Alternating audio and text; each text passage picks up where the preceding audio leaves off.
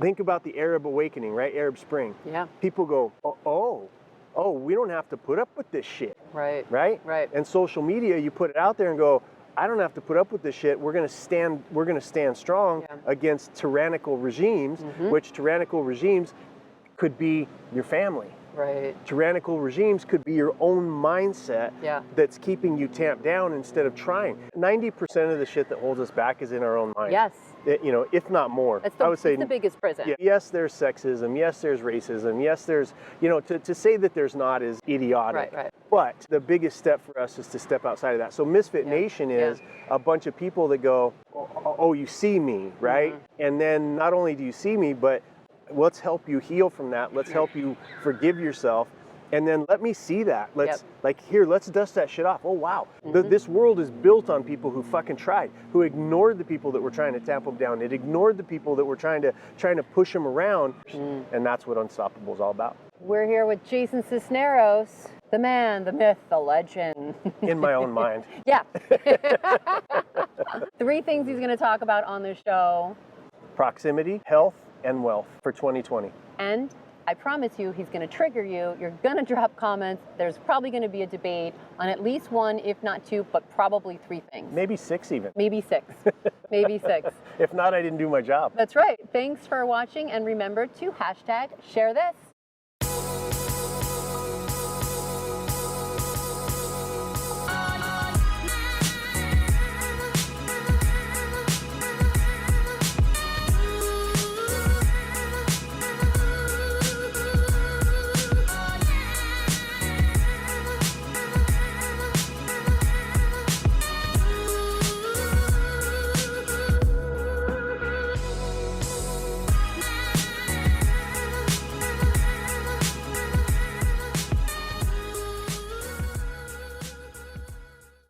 I'm a misfit. You are. You're I'm a misfit. That's why I fit in with your misfit. You do. Completely. Just funny. like our dinner. Yes. I love the people that are attracted to your tribe, the Misfit Nation tribe. When did you come up with that name, by the way? They did. Oh, they're like, we're the misfits. Well, I think when I very first started the Bald Avenger show, it was like we were putting together some stuff, and we're like, we're like the island of the misfit toys, right? Yeah. And then somebody started Misfits, and then somebody said Misfit Nation, and it just kind of stuck. So everybody was like, we're all misfits now. It's true. And the thing that I love about it is it's just like the event, like, this Unstoppable event, kind of how it came together. I say all the time, if you find yourself complaining about shit, stop whining and do something about it. And so for the last 3 or 4 years, like I helped some major events. I stepped in, brought in Misfit Nation people, and we promoted a bunch of different things.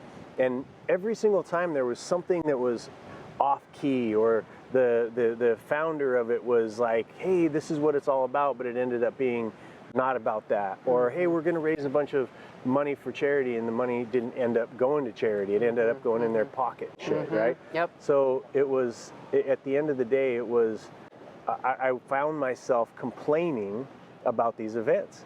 And finally one day I was talking to somebody, I go, you know what?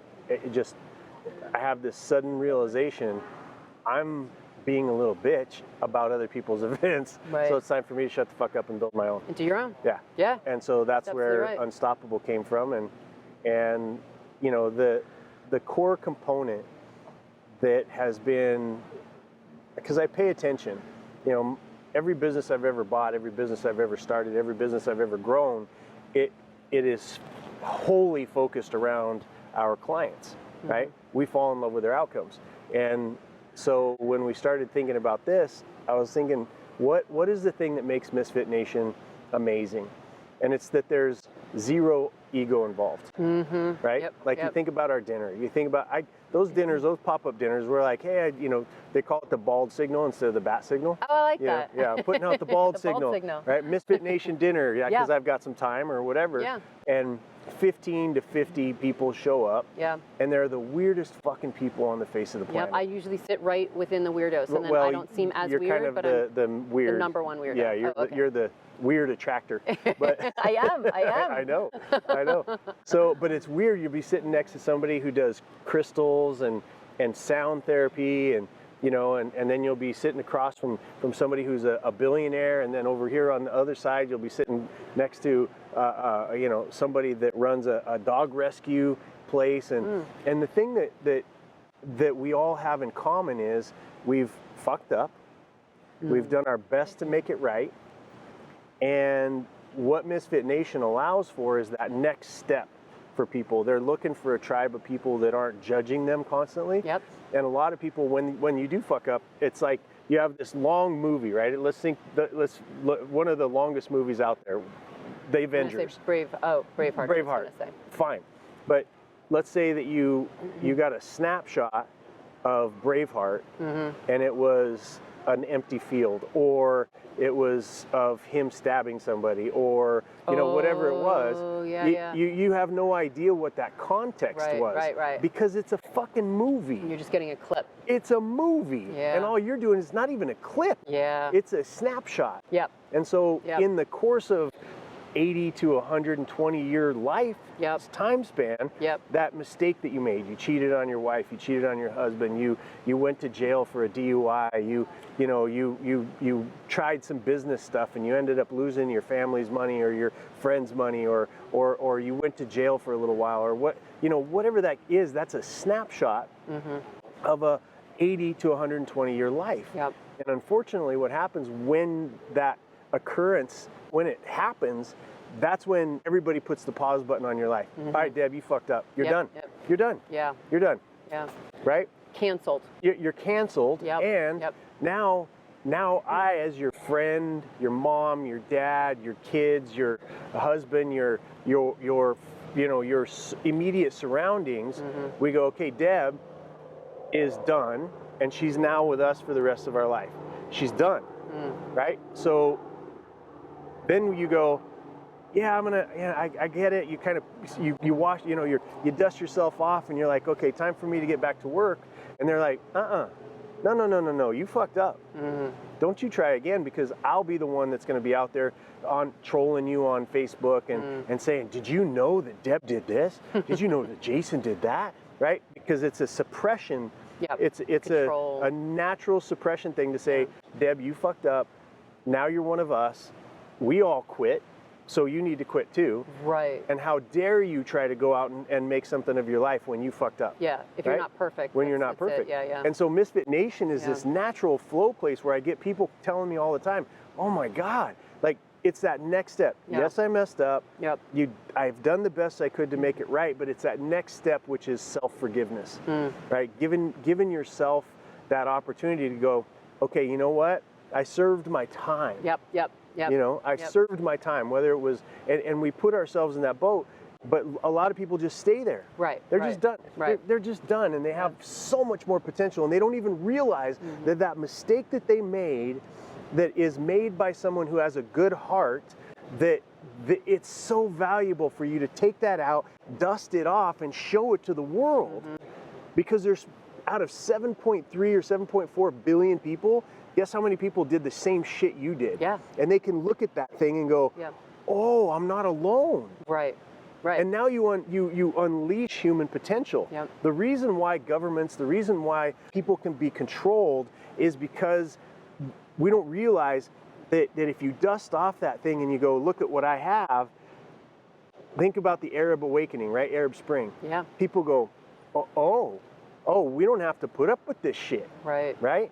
And social media, you put it out there and go, I don't have to put up with this shit. We're gonna stand strong against tyrannical regimes, which tyrannical regimes could be your family. Right. Tyrannical regimes could be your own mindset that's keeping you tamped down instead of trying. This world is built on people who fucking tried, who ignored the people that were trying to tamp them down. It ignored the people that were trying to push them around, and they stepped out. You think of the Gandhis, you think of the Mother Teresas, you think about anybody that's noteworthy of a legacy, and at the end of the day, they stepped outside of that and didn't give a shit, because yes, they make mistakes, but that's just as part of the process, much as part of the process as the success that you're trying to achieve. Right? And that's what we talked about at dinner. Like, two things came up for me when I was thinking about it, where Irk was saying how he didn't let And it was him. He kept himself in a prison after he did his time. So prevalent. And he thought he could only have this minimum wage job, and that's how he met you through Tony Robbins, right? And then he started working for you. Is that right? Well, like he was we all worked together, but he was setting meetings and for me to go speak when I was working with Tony. And for him, his prison after he got out was, I'm an ex-con, I can't do this, I can only do this. This is the definition of what's available to me. So for him, it was not necessarily his family around him saying that, it was his mind saying it, until all of a sudden he made this click. 90% of the shit that holds us back is in our own mind. Yes. If not more. I would say it's the biggest prison. Yeah, it's 95. Yes, there's sexism. Yes, there's racism. Yes, there's, to say that there's not is idiotic. Right. But the biggest. It's the biggest step for us is to step outside of that. So Misfit Nation is a bunch of people that go, oh, you see me, right? And then not only do you see me, but let's help you heal from that. Let's help you forgive yourself. And then let me see that. Let's let's dust that shit off. Oh, wow. Irk, man, being in prison. Yeah. That's amazing because how many people, he's black, he's gay, right? And he's an ex-con. Yeah. So how many people are in that scenario that could benefit from Irk's story? Yeah. And that's what he said last night. He was like, I don't have to go by that label. That's I'm black, I'm gay, and everyone's going to judge. It's like, and he finds that there's a tribe that embraces him and loves him. That's right. And again, like you guys, it was neat talking to him. And I'm like, now I need to get him on the show. Right. I feel like he's going to be the sequel to you because he's phenomenal. And his story of how he got in the Buick with his mom and how she sold off pieces of the farm and then came all the way out to California and he got all the way out here. And then I was like, well, how did your mom support yourself? And he's like, well, of course, on the system, right? So, and a lot of things he was saying, like, well, of course, like, and that's just. That was the culture that he was raised in, and 100%. that was what was available. Yeah. And now all of a sudden he's looking at what else is there. Right. And I don't have to be defined by how people label me. And when you have him on the show, just ask him how many times he's encountered racism. Yeah. Right? Yeah. And he'll say 0. He'll tell you. It's the most amazing thing to have conversations with people who aren't controlled by media narratives and bullshit, right? Because he's free, right? He's free because he's not locked in a box of, everybody gets judged. Yeah. Everybody. And I don't care if you're black, if you're white, if you're straight, if you're not. I mean, when you start stacking it up, we have this mentality and this victim reward system in place right now that, if you failed, don't take personal responsibility, blame someone else. Yeah. And when you're doing that, now I'm going to reward you with a whole bunch of, oh, poor baby. Yeah. Well, and then they fit into that tribe. And then they fit into that tribe. It's a pity tribe. Well, Jason, I remember, and we're going to get back to Misfit Nation because I love the group, and I feel like it's because it's a group of people that no longer judge anyone. Right. Because like you said, they fucked up, so they have no place to judge. They're not going to throw the first stone. That's right. Because they don't have a place to throw it. That's right. But like I feel when I had just started getting out into business, and I have like those records of what society says. Like I didn't know when I went to high school that girls weren't good at math. That was not something that was ever said. So I didn't know. I got straight A's. I loved it. I was great at math. Right. But how many people are in prison because they're told that doesn't fit their sex, right, or race or anything, right? And the stories that stick. And in business, I was like, oh, that happened maybe because I'm a woman, right? Like, no, maybe I'm not. And this is early on, right? When I started speaking on stages, I'm like, well, no, I didn't get asked because most people don't ask. Most people go and say, hey, I can speak, right? And all of a sudden I realized you just got to go for it. And a lot of men would do that. Or same thing with getting a raise. A lot of women were like, oh, I'm good. Or they won't make take the initiative and make it happen. So once I started looking at, well, what are guys doing that I'm not doing, right? Because I just don't know. Right. And I started doing those things. All of a sudden, my gender didn't matter. And I was getting booked all over the world, right? But it's because I took action. I did something. Same thing with the TV show. I made that happen, right? I became a guest. I didn't want to just get on TV. Like, that was my one goal. And I'm like, wait, now I want to be a regular guest. Yes. But I wasn't asked. I made it happen, right? Because on the show, I'm like, oh, I'll talk about that next week. I wasn't invited back next week. Right? So I started looking at, what if I didn't use that as an excuse being a girl, and I just did shit and didn't think about that holding me back. Be careful. You're triggering everybody right now. I know. You're triggering everybody because it's and it's funny to me that you have a women's movement. To me, women are are strong and resilient, and they, you know, because my mom, I mean, you know, I do a lot of work in the domestic violence world because of my upbringing. I watched my mom get punched in the face and thrown down stairs, and I started stepping in front of her and taking her beatings when I was 6 years old. Like, I'm a huge advocate for women's rights, and I find it that people don't look at the hypocrisy of women's empowerment movements by making them out to be victims. You know what I mean? And it's exactly the flip. Like, you're like telling them, let's not be weak, but you're weak, so you need protection, right? And that's the messaging that goes out there and gets it's a confusing time for everybody, you know? And I think that the best that we can do is what the mission is, and the movement behind Misfit Nation is for us just to work on us, and we're the ones that are responsible for our own actions, and then if you get enough of that put together, now you start to build a better society, because everybody's so short-sighted right now that I look at things now in terms of first, second, third generation, like, you know, the Italian builders, right? The grandfather would conceive of a building and get hired to start it, and then he would die halfway, you know, where just the infrastructure was put together, and then the son would take over, and then he would put the roof on it, and then he would die by the time that happened, and then the third generation was the one that actually got to see it built, and the shiny floors and everything kind of put together. And we don't think like that anymore. We think about what's going to happen in the next 12 hours. What's going to happen in the next 3 hours. We don't even think 12 months from now. We don't even think 12 months from now. And so if you don't have if you haven't put together a strategic thought process, and you're thinking just for you right now, and that's what's happening more and more and more. The social media, you know, the short-sightedness, the bullshit that you see with people snapshotting stuff, and oh, I'm a relationship coach, and they're in fucking miserable relationships. You got a health and wellness coach, and you know they're pumping themselves with the steroids, and the most unhealthy people you can possibly find. Business coaches, for crying out loud, you know, that are broke and trying to give business advice because they read a book. The world is full of frauds, fakes, and people that are, I think, doing the best they can with what they've got. But it becomes confusing as you consume that. And the issue is guys like me that say, look, this shit is hard work. You know what I mean? The person, I tell people in business all the time, because we've got, you know, one of the top consulting companies on the face of the planet, and I didn't even start it out that way. Like, I have my own businesses.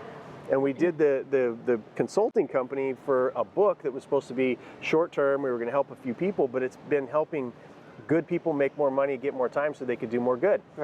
It's as you start to layer these things together, I wanted to help good people that are already donating make more money. Why? So if we need to go do a rescue, and there's, you know, 30 little girls that are being trafficked down in Haiti or whatever, we can go down and get them. So you do better in your business, so you can then do more good. Like, and that's what everybody wants to do. But you know, again, it comes all the way back to the idea that if we're not thinking strategically, I tell people it's going to take you, wherever you are in your business, it's going to take you a year to adopt the right principles and to get everybody in your business to adopt around them. Okay? Where everyone wants everything they want tomorrow, which is, you know, people are buying like the easy pill all over the place, and they wonder why their businesses are getting worse, why their health is, they're shoving pills down there, but without even looking at how much fucking filler is in the supplements that they take, and you know, we're just oh, it's the easy pill, it's the easy pill, it's the easy pill, because an influencer that has a great ass on Instagram told you so. Are you fucking kidding me? That bought you know? the ass? Right, or whatever. I mean, even if they earned the ass, right?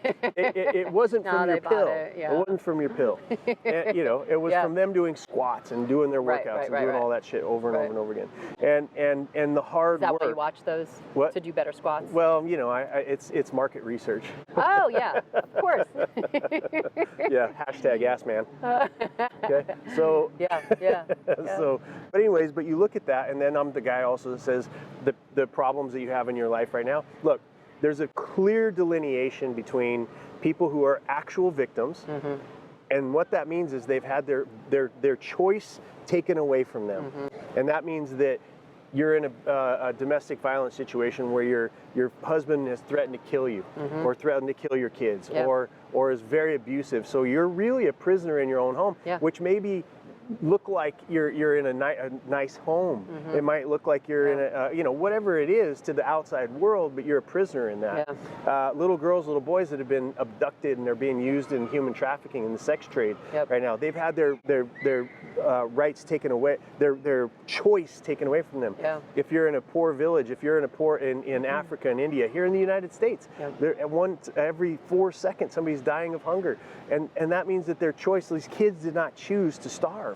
They didn't choose to. You've got people in the different parts of the world that didn't choose to be in a place where they're being controlled. And so those are people that are real victims, that people like us that have financial means, that have influence, that have all that kind of stuff, those are the people we should be standing up for. Instead of this fake fucking victimization bullshit that's happening every single day. You're taking attention away from real victims because you're a fucking immature, you have not grown up, and you're trying to wah your way through fucking life because you got a group of people that go, oh, you're being set upon. Oh, look, you are a warrior. You're a warrior, and you don't just sit there and go, oh, I'm a woman. I know some of the shit you've been through. You know what I mean? And some of the douchebags that you've had to deal with along the way. That we could go #MeToo all day long, but you're not out bitching and moaning about it. You're overcoming it. You leave those situations. You strengthen yourself. You surround yourself by better people. Right? And you That's what I love about your you're tribe. like, fuck it, I'll do my own show. Which is why I did Unstoppable. When we look at the different stages, they're set up specifically. They're set up specifically to say, from the moment that you hear about them, all the way through to the funnel that you've put them in.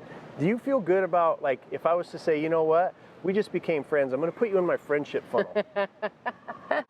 Right? Like, is there a friendship funnel? Fuck it. Let's create one, because that shit sells like all over the fucking internet, right? I don't want to be put in a fucking funnel. I don't want to be put in a funnel. Every business I've ever in, from the janitorial companies to whatever companies that I've owned over time, I'm not putting a customer in a funnel.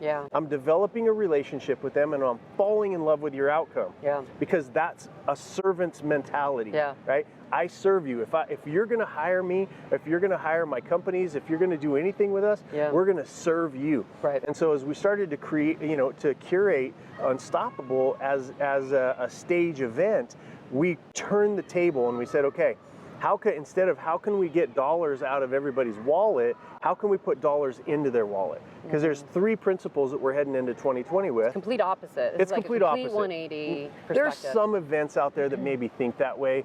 But I mean, you and I have spent the same amount of money going to the same fucking events, and it really is about, okay, we're gonna have a low price point to get you through the door, so that everybody that's on stage can sell you shit, right? And then are tired of it. And the producers of that event, they get a piece of that, and then the people that are there get a piece of it. That's a business model. Great. Works. Or they charge you a ton of money, and then what they're trying to do is push you into higher this or this other event or whatever. So what are you doing differently? We're focusing on 3 aspects. Health, right? Because without your health, and not even just health, it's like vitality, right? When people are following and that you watch, whether you're watching me or you're watching you, the thing that everybody always mentions is the level of energy, and that is not a mistake. That is curated by testing and making sure my supplements are right and drinking my water and making sure my workouts are right and doing all that. It is not a fucking mistake. It's on purpose.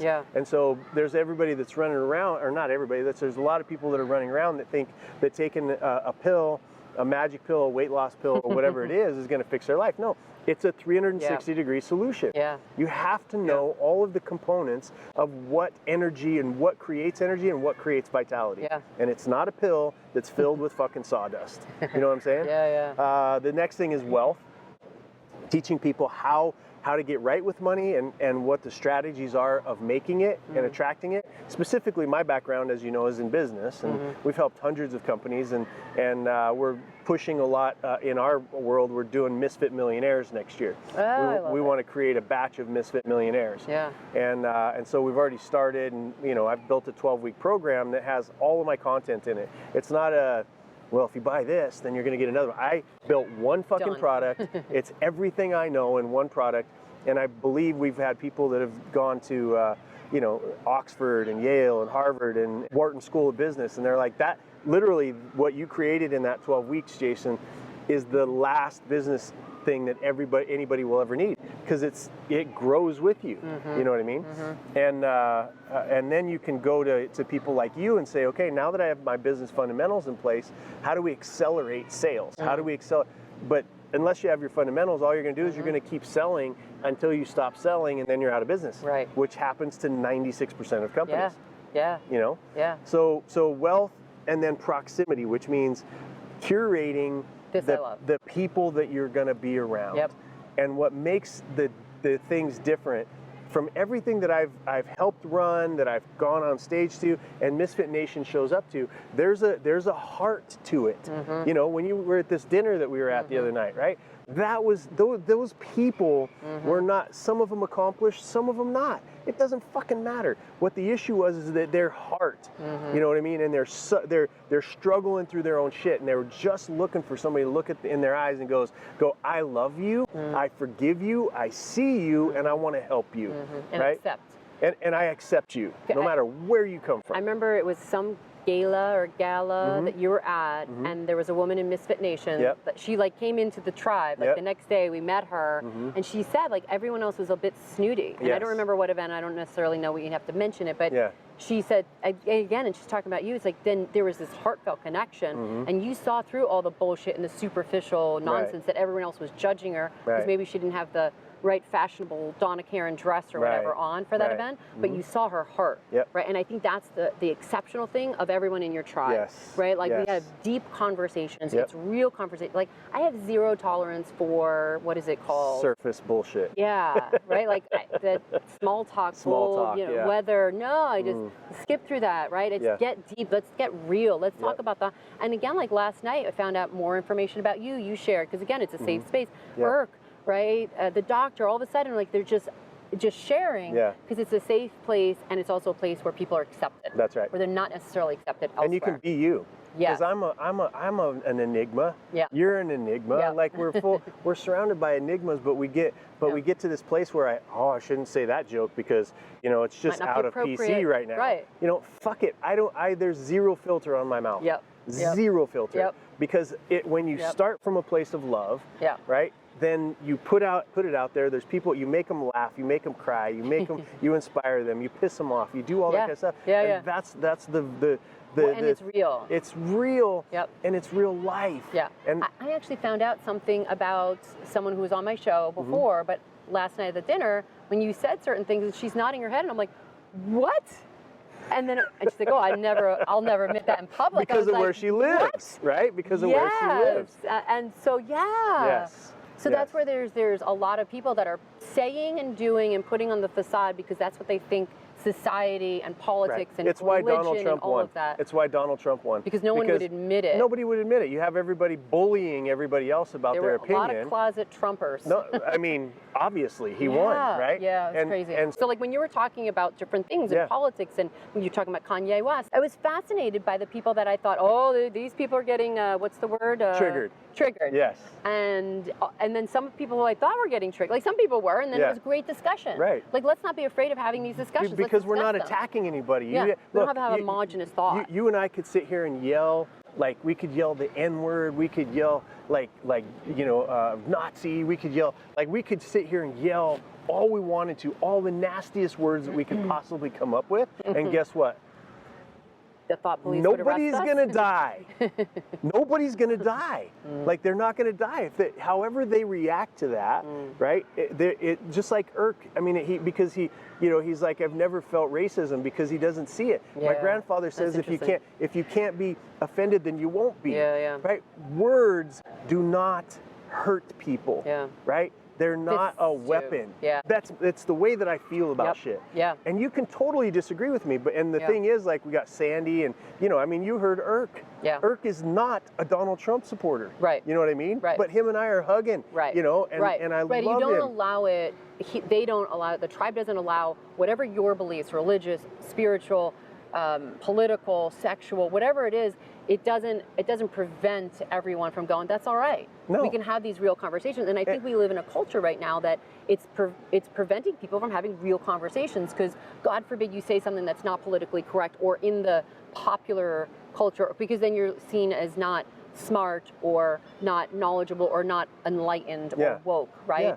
Well, so you could disagree, but yet still be brothers. And we are brothers, Yep. and anybody that hates my guts right now just because they're listening, I'm still your brother. Yeah. You know what I mean? Right. I'm still your brother. And that's what you say to the misfit nations, because there are some people who are like, they get Jason, mad. and you're like, it's okay, and you embrace them. Right. Like we can agree to disagree. I'm not gonna be angry at somebody because they disagree with my opinion. Yeah. A matter of fact, I'm gonna embrace them more because I'm fascinated. Yeah. When you think through things. Yeah. And you're using your brain, and you're not just being a talking point because you watch MSNBC And saying the right or thing. because you watch Fox News. Yeah. That is the exact, like, we are anti-fascist. Yeah. Misfit Nation. We're Antifa. The group is fascist. Right. Because if you don't believe like they believe, they're gonna try to hurt you or damage you or whatever the case may be. Yeah. And so at the end of the day, it's just accepting people and looking at it. And just because Trump, like, nobody agrees with the fact that Trump doesn't say stupid shit. You know what I mean? Right. Whether they support him or not, like, yep. They don't. Nobody would sit there and go, I agree with every word that he's saying. Yeah. And there's those people though too. Yeah. Right. That's what we talked about last night at the dinner too, and that's where she was agreeing. We're talking about how he's a narcissist, right? And whatever else other labels we want to non-scientifically that make us feel better him. about ourselves, because he doesn't give a shit. And that's the whole point, right? So, okay, if you're a narcissist and you just go, all right, and you were saying, like, it's his ego, it's his legacy. So if he fails to make America great, if he fails at his mission, then his ego is bruised. Right. So that's why he keeps going and he doesn't care what other people think. Right. And I feel like that's a lesson for those of us who stop doing things because we care about what other people think, as opposed to what is your mission. Right. And you've been on a mission for the past 2 or 3 years since I've known you. Maybe it's 3. And some of the things on the first show, when I was doing the national TV show, now I'm in control of my own show, right? But when you were first on that show, that's one of the things that you're on a mission. And I want to talk about a couple things. Like, one is the Feed a Billion, and the other is when you're going on these rescue missions. And then the third, which is really part of this, is like, is this false victimhood versus real victims. And those are the people that you're rescuing that need help to rescue, as opposed to let's focus over here, and our energy is over here. But how about we focus on something that's really important, that we can do something that we could really do something about, as opposed to just whining about something. And here's one thing before you talk about both of those subjects is what I find with you is, and you started out as our conversation about this, like the whining and the stop it. And I feel like there's people in your situation who could have been like, just curl in a ball and be like, I'm poor me. Right. Like you didn't have a perfect childhood, right? You weren't born into a family of like, oh, loving, right? You were adopted. You didn't know your heritage. You had your adopted father making fun of your heritage. You find out later on, right? So you could easily take on that victim role, and yet it's the exact opposite of who you are. And it's like you let your upbringing define how you were going to rescue other people that really needed it. It's like you didn't succumb to that message that you could. Yeah. Right? Like you could. It's the two things, because, And why is that, though? Like, that's kind of what I want to know. What makes you different? Like, why did you choose that? Is it a choice, or is it just who you are? It's a choice. Everybody has the chance to make it, and when you think about my childhood, and those of you, your audience that don't know the story, I mean, my adopted father adopted me when I was 6 years old. I didn't know he wasn't my real dad until I was 17. He would beat my mom. I would step in front of her. He broke my nose over a dozen times. He, put my mom in the hospital, put me in the hospital, flipped us over, ran us, off the road in flipped us over in a car accident, and then on purpose. and then ultimately set our house to explode like a bomb, and went to prison. That was an attempted murder charge, arson and an attempted murder, that he finally went to prison when I was 17 for attempted murder of me and my mom. And so, you know, along the way, I learned how to deal drugs. I learned how to collect money. That was my upbringing. That was what I got taught to do. And then when he went to prison, I was still doing that because it's what I knew. And if it wasn't for mentors, right? When I say that I answer every email, if somebody DMs me, if whatever it is, I'll answer it. It might take me a week or a month to get back to people, but I answer every single one of them because of you never know if you're going to be that person that says a sentence that's going to cause something that will take somebody like me, who should have been dead in prison, you know, all these other kind of things. I should have been a domestic violence person, you know, but I fight for women, right? A new dawn for Cat Dawn. My nickname is called the Shield, you know, for them, because I shield and do my best to rescue these women that are in abusive situations. Talk a little bit about that. Yeah, what she does is she provides transitional housing for women in abusive relationships because they stay there. People are like, oh, she should just leave. If anybody deserves to be slapped in the face, it's people that say that shit. Yeah, they have no idea. They have no idea. They have no idea what these women are going through. It was my first internship when I was in college. Yeah. And you couldn't say where you worked because it was a protected thing. And I would see these women, and they would come with their children, and it's like, oh, and that's the first thing. It's like, oh, just leave. But then you saw the situation that they were in, and they're prisoners. It was hard. They're prisoners. Yes. And so that was my first passion, and that is my first passion still to this day. You know, and then I got invited to do a rescue, an undercover rescue. We went down to, and I only talk about one. I've done, you know, almost 20 now, and it's difficult to talk about. It's difficult to you know, for people to hear about the things that I've seen, the things that we've done to pull these girls out and these little boys of these situations. But that I went on to rescue. I got asked to talk about it, to raise awareness, and that's the only mission that I talk about. Right. And Tony Robbins was with us. We rescued 36 little girls and put 11 traffickers away, and those traffickers then bribed and got out, and there's another mission to go down and shut them down. Wow. But you know, at the end of the day, that's a passion too. But now we got to think about, okay, not just rescuing them, but we have aftercare. What about, you know, having them not get abducted? How about making the laws in all these countries so stringent that it's actually a deterrent? You know, how about we stop it being the second fastest growing crime on the face of the planet? Like, there's all these things that you work on, and then Feed a Billion, which creates environments when you don't have to worry about food. It creates environments that are healthier for these kids and for the parents. They don't have to make a decision to say, I've got 3 kids, I need to sell one so that my other 2 can survive. And so that's been going well, and you know, we're doing in all of these areas, right? We talk about happy warriors. Everybody asks me all the time, why don't you get exhausted? To me, it's fuel. It's fucking fuel. And anybody watching this that is miserable or has depression or all of the things that I've been diagnosed with, because as I was coming, you know, growing into my potential, doctors telling me that I was panic attack disorders and bipolar and all these other things that weren't true, right? What was happening was I was self-focused. Poor me all the time. And when you're in that mode, you don't care who you screw, right?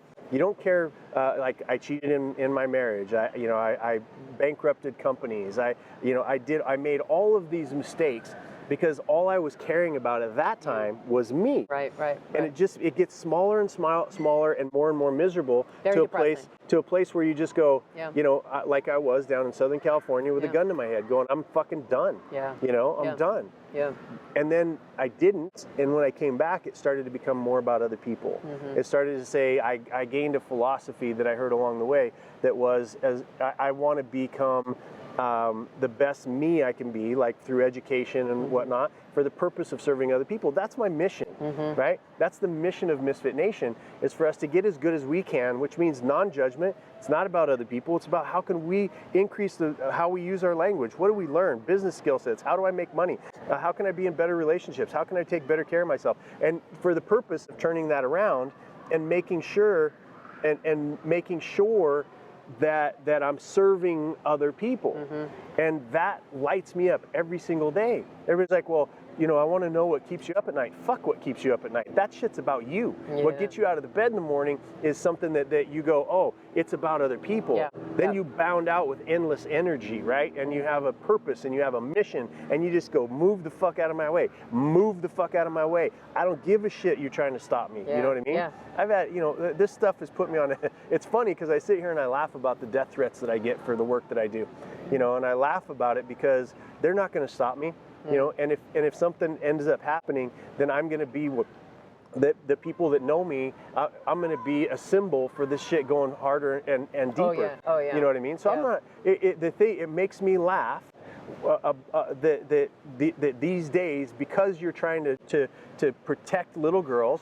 And I've been, you know, we are protecting them, we're rescuing them, we're protecting these women of domestic violence. And these douchebags that are used to beating up on their women find out guys like us exist, and we go, fuck you, you know, and they're cowards and they cower back into the darkness, right?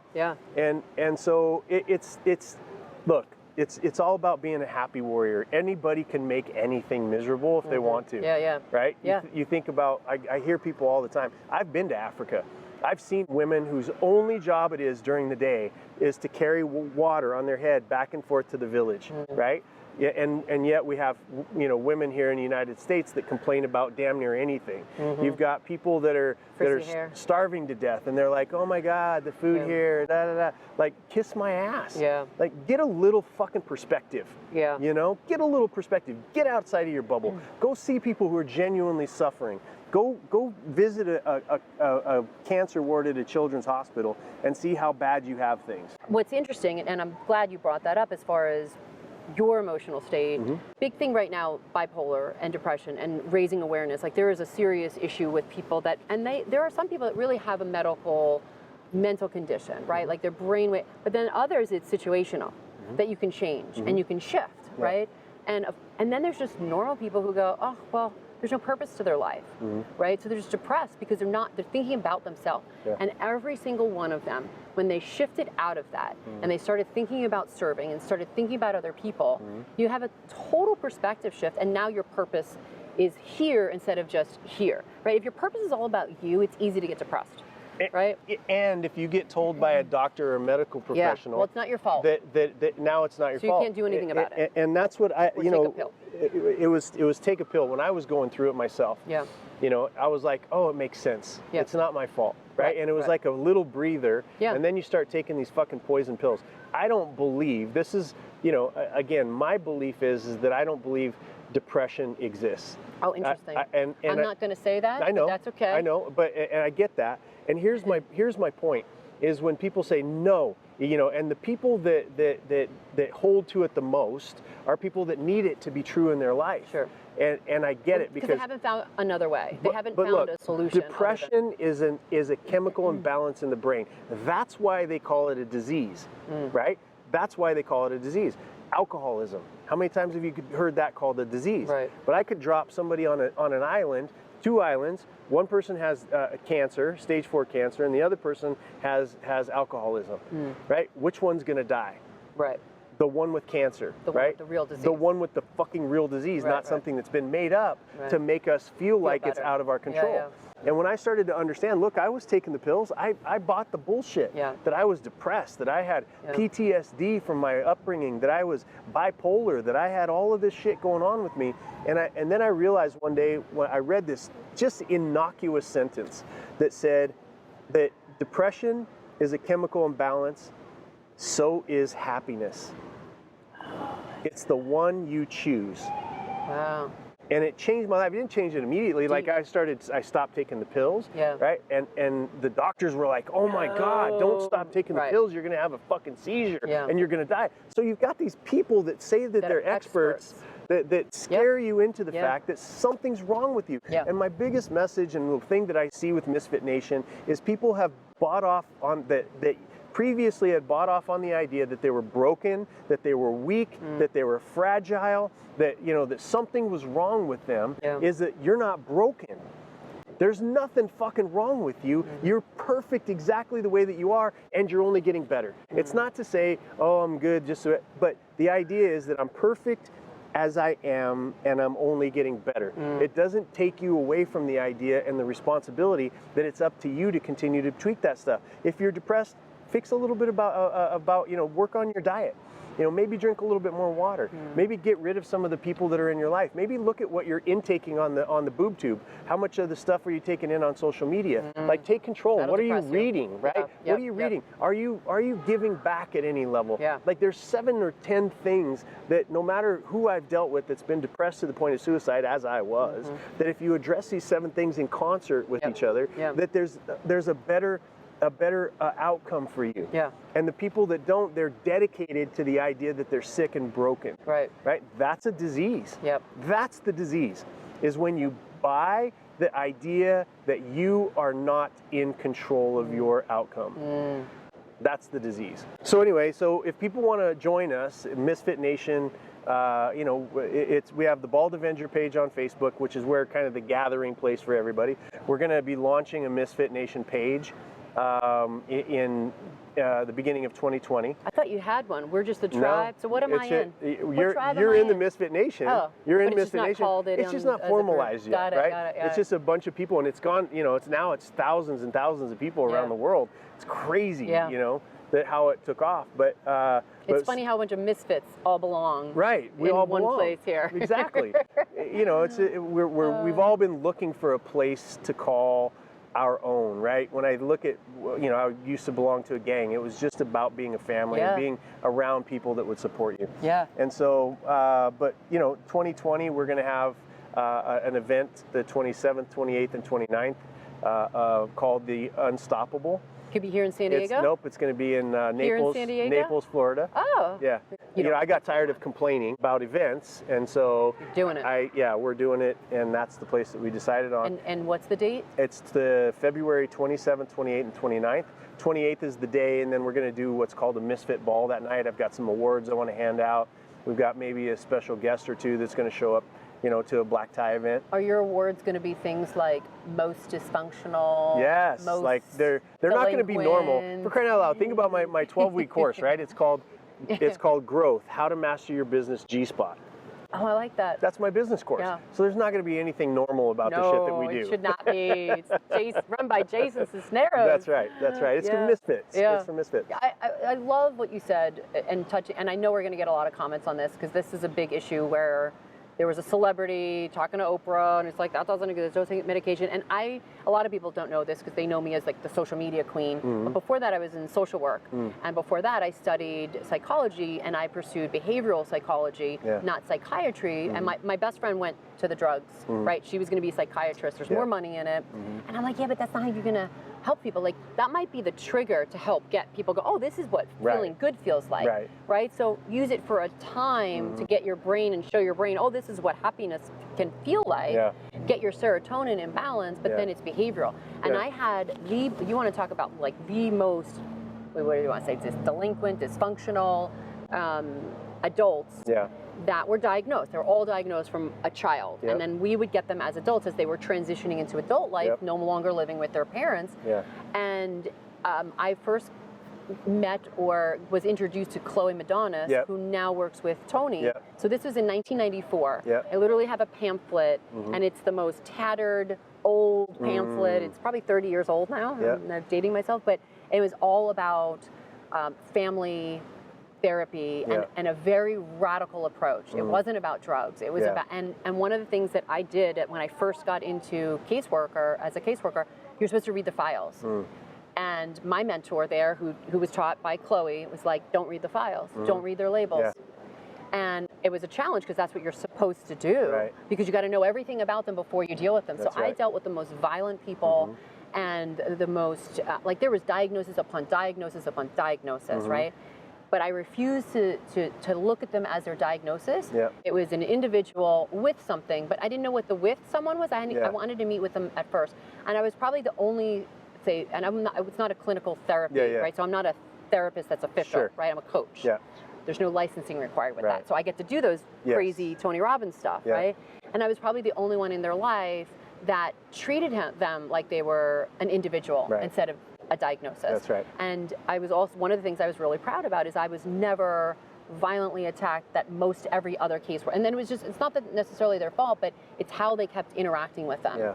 And I was the only one who wasn't. And I figured it was going to be inevitable, and it never was. And I think it's because I looked at them as a human being. Right. It's like, this is who you are. I don't care what everyone else has called you. Right. And then we figured out a way behaviorally to change it. And a lot of it was NLP. I didn't know it was NLP at then, right? Yeah. 10 years later, I'm at a Tony Robbins concert. I learned all these things. And I guess it's a conference, but I call it a concert. Yeah, it's a concert. Slip of the tongue, but right? But yeah, so, and that's kind of what you're talking about, right? And I know we're wrapping up, but I want to know, like, when was the shift for you that you decided, no, it's not the diagnosis? Why did you say, no, forget the drugs? Well, because the drugs were making me more depressed, and they were turning me into a zombie, and I couldn't, you know, I couldn't have sex because, you know, it was affecting the ability to have sex. Look, at the end of the day, when you look at the science, you look at the data, right? When math meets opinion, math wins every time, unless you want the opinion to actually win, which a lot of people do. And I'm not saying, you know, I'm not a doctor at any, and I'm not giving any advice for how people should think about it. This is who you this are. Is my belief system, and how I think about it, because it was what my life looked like. And so when I went off the drugs and I did those 7 or 8 things that everybody can do, I haven't had not one panic attack. I haven't had any of those things in whatever it's been, 15, 16 years now. You know? And my life has changed completely because I took control of my own life. Do I get upset? Do I get sad? Do I get all those fucking things? Absolutely. But at the end of the day, I don't need a diagnosis. You know, doctors are practicing medicine. It's fucking practice. And most of their information is coming from drug pushing reps these days because they're too busy helping people. You know, if you change your behavior, everything else changes. So summarizing the 3 things: your health to radical vitality, your wealth, get right with money. You got to, you have to. And then third thing is proximity. It's probably my Find favorite. your tribe. Find your tribe. And I think it's my favorite because I see how it works with your nation, the Misfit Nation tribe, and then also because no one really talks about that, and it's so important. Right? We know health and wealth and health and wealth. It's like pushers of that, right? There's so many seminars, but no one really talks about who you surround yourself with, and it changes everything. It changes everything. Right? Like several years ago, and so like some of my story where I went through divorce, and it gets you in your gut, right? Like this is because when you grow up, like this is your dream, this is what, and then all of a sudden your childhood dream is just like, it's like in the Matrix where it's just like all the things just crumble, and you're like, wait a minute, what about the white picket fence and married, and this is who you grow old with, and now all of a sudden like everything you dreamt about, it's gone. So now you have to come up with new dreams. Right? So those old dreams have to die, but I didn't know what they would be, right? And then, so I just went through this transition, but it gets you in your gut, right? Like, and it's a gut punch. You got to get you, it's hard to get your air back sometimes. But one of the things I realized, and it was after this, you know, kind of finding yourself, I went to travel, I sold my car, and did a lot of I'd say I took my gap year like 20 years later, but one of the things that really changed everything about me, how confidence level, everything. And I think I was always a confident kid. I probably drove my parents crazy. No, not you. I was the kid that You're such a follower. You're so, such a quiet human being. So there was always that confident, but yet I'm also an extrovert. I'm also very people oriented. So people's opinion, right, would affect me. If people judged me, right, if I, like there are some things in this interview that I'm like, oh, I know people are going to get triggered. I'm going to hear it, right? And I feel it. I feel what they're going to feel. But the moment I decided I was no longer going to hang out with anyone that made me feel bad about myself, right? There are certain people that are like friends that will say something or do something, and I'm like, passive aggressive bullshit. Right? Or guys, like in this 7 year of just dating and swiping and it's like, wait, that person didn't make me feel, well, I'm not going to have that person in my life. Right? And then just people in general, and then business, right? And in business. And that's what I loved about your tribe, your dinner party, Timothy Francis, who's also in town that we were talking about, right? Like I met him on the yacht party, and there was like everyone, and there were some good people, but like we had a deep conversation. You and I have had a deep conversation. It's about real stuff, and it's not always things that we both agree with either. And that's what I love about it, right? It's real. It's real. It's real. So this proximity thing, I think, is something that you are onto that no one else is really talking about. Like we've heard a little bit about the 5 closest people. The fortune cookie, right? Yeah. The fortune cookie bullshit. And that's where, where if I was to say anything about my life that is different is I go way deeper, way beyond, into philosophy, because, there's been human beings on this earth for thousands of years. Yeah. And there's a lot of collective wisdom if you look for it. Yeah. And so digging past that and going past that and understanding also for me, in this world, I can say these things because it's what I believe, and I'm not afraid of being canceled. Right. I made my money. That's why we have our own show. Well, yeah, no exactly. One can cancel us nobody now. Nobody can cancel us. Number one, and number two, on the flip side of that is that I've made enough money that now you can't control me that way. If you wanted to stop me, it was years ago was the opportunity to do it. Yeah. Now, I've sold my companies. Doesn't matter. I don't care. Yep. Like I'm not doing your show for money. I'm not doing. Yep. I'm about impact, and I believe that when you are 1,000% about impact, that you are unstoppable, right? Which is why we named the event that. Yep. We're unstoppable because I'm no longer living in fear of anyone else's opinion. Yeah. I will live with building my capacity to love so fucking hard that it'll knock down barriers. And that's what Unstoppable is all about. We're here with Jason Sisneros, the man, the myth, the legend. In my own mind. Yeah. Thanks for watching, and remember to #share this.